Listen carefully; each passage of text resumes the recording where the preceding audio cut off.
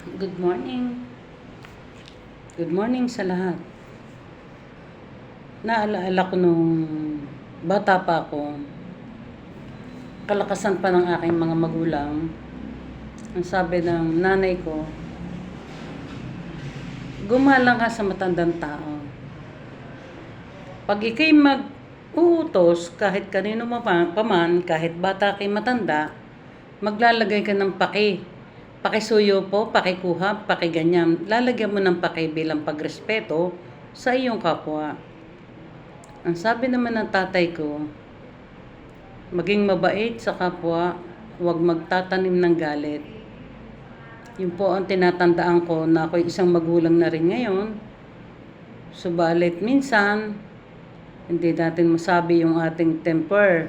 Yung pong pag may kasalanan ng kapwa mo sa'yo, hindi mo maiwasang magalit ka.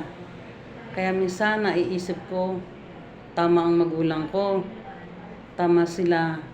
Kaya namimiss ko ang aking nanay at tatay, ang aking mga kapatid.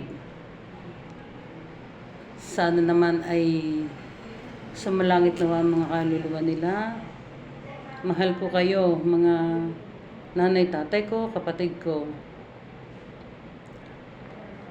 Rest and peace.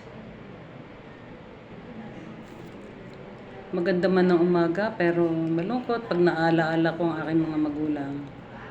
Sige na po, baka ako'y mapayak. Babay na po.